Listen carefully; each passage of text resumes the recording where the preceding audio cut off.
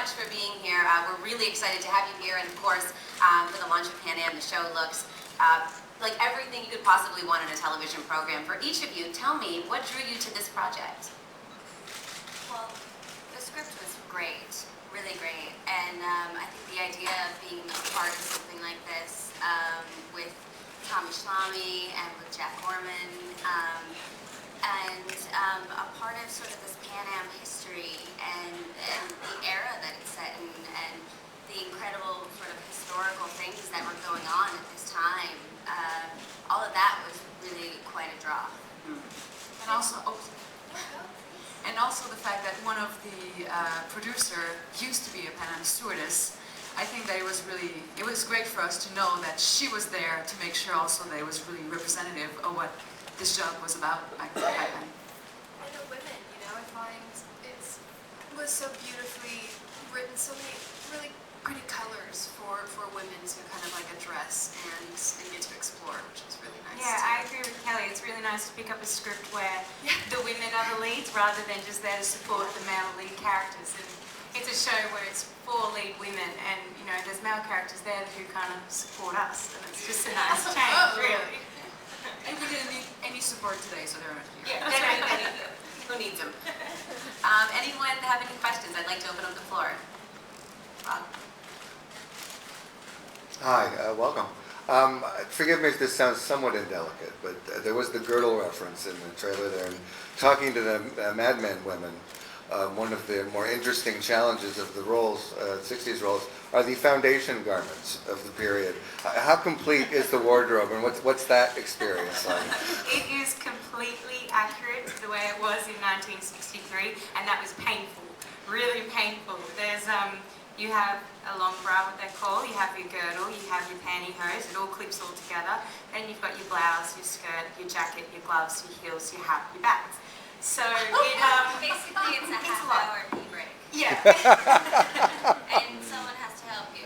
And go with you, because afterwards it's all unhooked, and you're like, I can't get this back together fast enough to run back to set. So. How do you get that job? And we learned That was basically your question, right? we learned quickly too to not take our corsets off for lunch because it's a lot harder to get. You can't get back to So I don't know how women got dressed on their own in those days. It's really difficult. But the thing is that it changes everything. Not only the way you walk, but the way you breathe, the way you talk, the way it's helpful. Yeah, it is. Over here, guys. When, for each of you, when you're thinking about getting into a period piece like this, obviously it happened well before any of you were born. What has been the biggest challenge of getting yourself into the mindset of what these women, the challenges they might have been facing, what they were kind of going through, kind of not putting 2011 into it and understanding, well, this is 1963 and our reactions to things would be very different than how women would react today.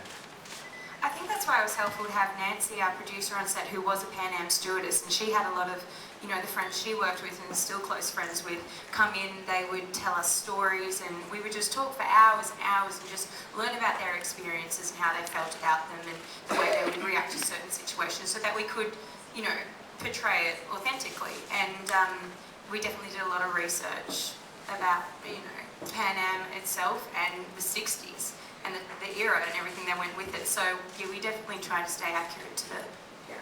I also think it's really important when doing a period piece to never really play to the period as well. You can kind of get caught in this, I'm in the 60s, I should hold myself differently, I should speak differently. And then you just forget they're especially these 4 girls, are extremely modern women in that time. So I think to just kind of cut through the thickness of the 60s and just remember what's, I think, most interesting is to watch, truth and honesty and to just be alive and tactile. And it was so interesting to think that, and to remind ourselves that, yeah, of course, it probably was wonderful for them to travel all around the world, to have a paycheck, really good one, but then at the same time, at the age of 32, they had to resign. Because at 32 they were just too old, or if they got married, they would have to just leave the job. So yes, they were that was an amazing job for them and an amazing situation also for these women, but at the same time also it was just so different when they went back to real life. So most of them, and that's what Nancy was telling us, that many of these women, well, at least the ones that she knew, many of them never got married because it was too different, the life that they were living and then the life that they were offered when they came back home. Yeah, I think it's just really, really important, especially with playing these types of women, these stewardesses who get to experience the world and travel the world in a way that everyday people didn't back then. I think it's really important for me personally to remember that we live in a day and age where people are a bit more jaded, and that even if at times it might seem that the excitement that we're meant to feel, you kind of feel like, oh, am I being too excited? Is this false? It really wasn't, because when you think about what they're getting to do, it's sort of amazing. In this male-dominated, sort of famously open, misogynistic culture at the time, these women were really taking the reins of their lives and running their lives in a way that most women didn't, and getting to travel and see the world in a way that most people didn't.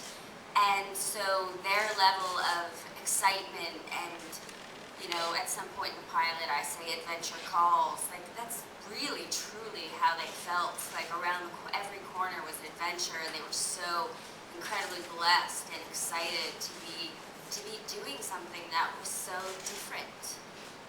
And you remember also with the extras, Thomas Schlemmy was always, okay, you're all excited, come on guys, you're taking the plane. I mean, you're going on the plane. Right. So everybody was like, well, yeah, so when you're talking about that excitement, that seems weird now, because like going on a plane is just so common now, but back then you had, like, what you were wearing was just perfect and elegant and everything. Yeah, you really have to try to put yourself back to a time when everybody was sort of exploring the world in this new way with sort of newly opened eyes. And that in and of itself isn't a challenge, but in knowing how far to go with that without it seeming false is a challenge.